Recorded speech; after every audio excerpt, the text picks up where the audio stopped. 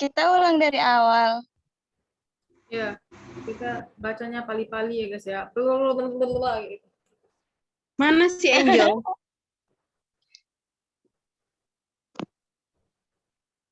Ayo, buruan. Langsung kirim aja, weh.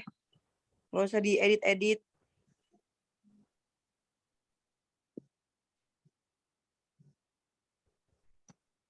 Gila. Wih, ayo Ge, ini 7 menit lagi. Ini kirimnya gimana? Greget. Udah, ayo. Ke mana Angel? Angel, Join dulu. telepon. Udah join. Dan Jel, ayo Jel. Nggak usah diedit, ayo. Jel, cepatan Jel. Ini nggak usah pakai suara. Aku pakai suara. Ini pakai suara lagi atau enggak? Udah langsung buka aja, nggak usah di Pakai lah. langsung cepat set. Itu di bagian si apa? Lara nggak usah jawab salam ya. Sarah Belum mulai. Nanda, kok kita bener bertujuh. Lanjut, udah, ayo. Assalamualaikum warahmatullahi wabarakatuh. Perkenalkan kami dari kelompok. Nggak usah dijawab. Ulang ya. Ulang. Assalamualaikum warahmatullahi wabarakatuh. Perkenalkan kami dari kelompok 3 LHS TPB 8 ingin mempresentasikan hasil diskusi kami tentang permasalahan hidup yang ada di Sumatera Barat, yaitu abrasi pantai. Sebelumnya, saya sebagai perwakilan kelompok 3 izin memperkenalkan nama saya dan nama anggota kelompok saya. Saya Angela Putri Kurnianta, dan anggota kelompok saya ada Iola Esa, Eliatur Rahma, Nabila Ufaira, Zara Aulia, Nanda Aulia, dan Sarah Devi Agustin. Kemudian presentasi yang selanjutnya akan dilanjutkan oleh Nanda Aulia Rahman. Baiklah, pertama saya akan menjelaskan gambaran umum wilayah Padang. Padang adalah kota terbesar di pantai Pulau Barat, Sumatera Barat, sekaligus ibu kota Provinsi Sumatera Barat. Secara geografi, Padang dikelilingi perbukitan yang mencapai ketinggian 1.853 mdpl, dengan luas wilayah 693,6 km persegi. Selanjutnya, permasalahan abrasi pantai di wilayah Padang. Abrasi adalah peristiwa pengikisan tanah yang disebabkan oleh gelombang laut dan pasang surut air laut. Adapun beberapa faktor, yaitu dari faktor alam, pasang surut air laut, gelombang besar, dan arus laut besar, serta dari faktor manusia, yaitu eksploitasi sumber daya alam yang ada di sekitar area pantai. Selanjutnya untuk dampak abrasi, yang pertama yaitu ada penyusutan wilayah pantai dan pesisir, yang kedua terganggunya habitat flora dan fauna, yang ketiga kerusakan hutan mangrove.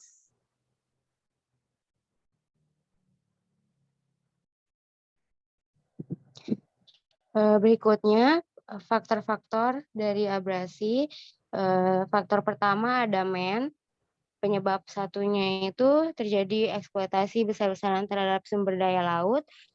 Kedua, pemerintahan kurang tegas dan menegakkan hukum. Berikutnya, kurangnya kepedulian dan kesadaran dari masyarakat terhadap lingkungan. Dari penyebab satu dapat dikembangkan menjadi penyebab dua. Dari permasalahan satu, kegiatan penambangan pasir secara besar-besaran. Dan penebangan pohon bakau atau mangrove. Berikutnya, tidak ada sosialisasi dari pemerintahan kepada masyarakat mengenai penyebab dan dampak dari abrasi. Dan terjadinya pemanasan global yang disebabkan oleh manusia yang membuat es kutub mencair sehingga permukaan air laut akan naik. Faktor kedua ada metode, kurangnya komunikasi antara pemerintah dan masyarakat.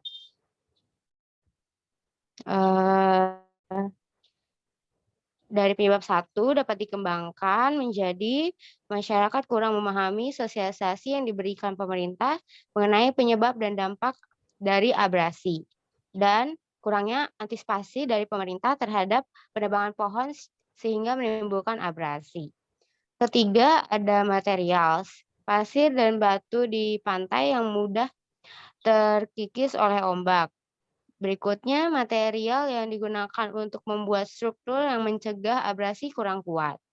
Yang keempat ada machine. Penyebab satunya adalah kurangnya alat untuk mencegah terjadinya abrasi.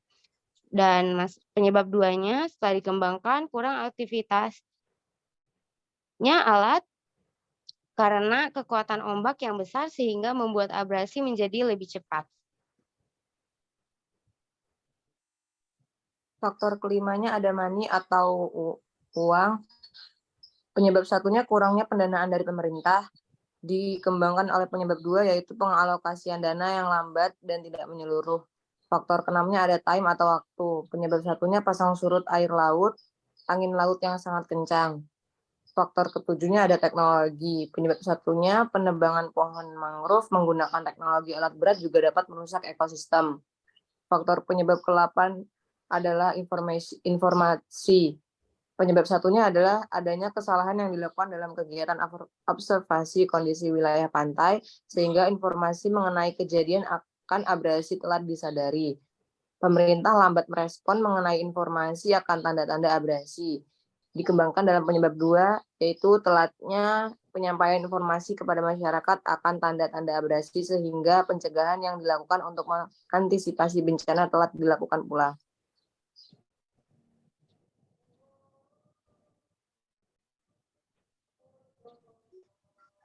Berikut merupakan diagram fishbone dari tabel di atas, di mana bisa kita lihat M1 bisa dikembangkan menjadi M1.1 menjadi M1.1.1, begitu juga dengan M2, M3, M4, M5, T1, dan I1.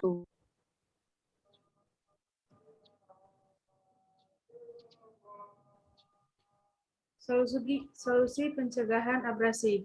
Mencegah dan penanggulangan bencana alam abrasi menurut Kementerian Kelautan dan Perikanan. Yang pertama, penanaman pohon bakau. Yang kedua, pemeliharaan terumbu karang. Yang ketiga, melarang penambangan pasir. Yang keempat, pembuatan pemecahan ombak atau tawon.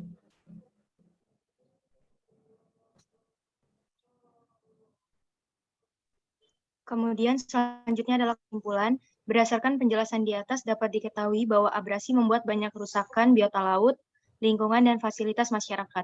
Beberapa penyebab abrasi antara lain alih fungsi bakau, gelombang tinggi, rusaknya terumbu karang, angin laut, dan pasang surut. Dari penyebab abrasi di atas terdapat beberapa cara untuk mencegah terjadinya abrasi, yang diantaranya ada penanaman pohon bakau, pemeliharaan terumbu karang, melarang penambangan pasir, mengadakan sosialisasi mengenai hubungan antara gelombang dengan abrasi, serta membuat breakwater atau pemecah ombak.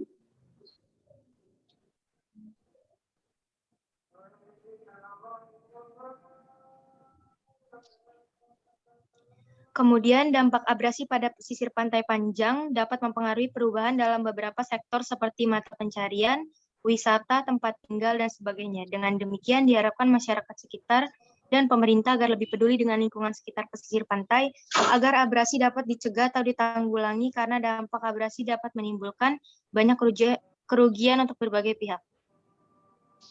Kemudian kami lampirkan beberapa lampiran terkait artikel abrasi yang terjadi di Sumatera Barat. Baiklah, sekian dari hasil presentasi kami. Bila ada kesalahan kami mohon maaf. Saya sebagai perwakilan kelompok izin menutup presentasi kali ini. Assalamualaikum warahmatullahi wabarakatuh.